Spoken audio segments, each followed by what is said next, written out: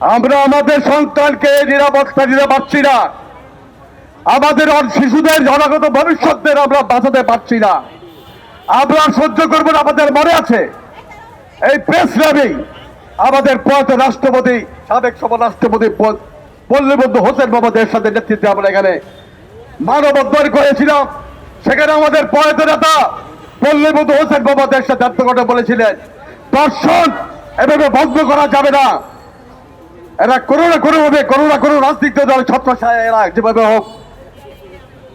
পরে তারা বেরিয়ে আসে। উনি বলেছিলেন এভাবে ধর্ষণ বন্ধ করা যাবে না, দর্শকদের ধরে জনসম্মুখে এনে তাদেরকে ফাঁসির কাছে ঝুলাতে হবে। এই কার্য এই কর্মসূচি বাস্তবায়ন করতে না পারি, এই দেশ থেকে কোনোদিন দর্শন মুক্ত হবে না। আমরা আমাদের সন্তানকে অনাগত ভবিষ্যৎকে আমরা কোনোদিন সুন্দর সফলতামুখ দেখাতে পারবো না। RICL TMX, যুগের পর যুগ স্থাপনা থাকে মজবুত। আমরা একটি দলকে সরকার থেকে নামানোর জন্য রাজনীতি করতেছি না, আমরা তাদের ভুল ত্রুটি ধরিয়ে দিতে চাই। জাতীয় পার্টি সরকারের ভুল ত্রুটি নিয়ে আলোচনা করবে, ভালো কাজের প্রশংসা করবে, খারাপ কাজ নিয়ে আমরা সমালোচনা করব। এটাই হলো জাতীয় পার্টির রাজনীতি। জাতীয় পার্টি কখনো হিংসা, বিদ্বেষ, জ্বালাও পোড়াও, আন্দোলন ভাঙচুরের রাজনীতি বিশ্বাস করে না। জাতীয় পার্টি সৃষ্টিশীল রাজনীতি করেছে। জাতীয় পার্টি এদেশে গণতন্ত্র, উন্নয়ন এবং সুশাসন দিয়েছে। আমরা মনে করি তাই আবারও জাতীয় পার্টি সরকার এই বাংলাদেশে দরকার। আপনাদেরকে বলতে হবে, বাংলাদেশের প্রতিটি মানুষের ঘরে ঘরে গিয়ে জাতীয় পার্টিকে নিয়ে, জাতীয় পার্টির 9 বছরের উন্নয়নকে নিয়ে আমরা মানুষের কাছে পৌঁছাই দিতে চাই। বন্ধুরা আমার, আমি তাই বলতে চাই, আসুন আমরা সবাই মিলে দেশটাকে সুন্দরভাবে গড়ে তুলি। সেক্ষেত্রে হিংসা, বিদ্বেষ, জ্বালাও পোড়াও, ধ্বংসাত্মক রাজনীতিতে আমরা পরিহার করি। আমরা লামিতা হত্যার বিচার চাই। একটি শিশু তার মায়ের কোলে নিরাপদে থাকবে, এটাই জাতীয় পার্টির রাজনীতি। আমরা তাই জাতীয় পার্টির পক্ষ থেকে এই হত্যার তীব্র নিন্দা জানাই এবং পাশাপাশি ইয়ার বিচার দাবি করছি। কতটা নিরাপত্তাহীনতা হলে এই শিশুকে ধর্ষণ করতে পারে, এই শিশু গলা কেটে হত্যা করতে পারে? সে কি মানুষ? কত বড় নরপিশাচ, তারা কত বড় নরপিশাচ হলে এই কাজ করতে পারে? তারও তো সন্তান আছে, তারও মা বাবা আছে। দেশের প্রতিটা মানুষ যদি এইভাবে নিরাপত্তাহীনতায়, তাহলে মানুষ কিভাবে, কার আশায় কিভাবে এই পৃথিবীতে বাঁচবে?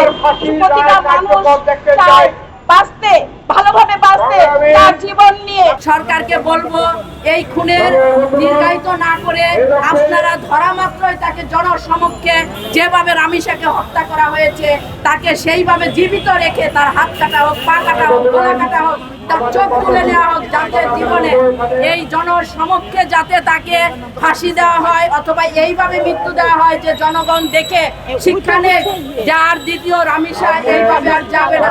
তা আমার আকুল আবেদন, এই সমাজ থেকে মাদক মুক্ত সমাজ গড়ে দেওয়ার জন্য আমি সরকারের কাছে আবেদন জানাবো।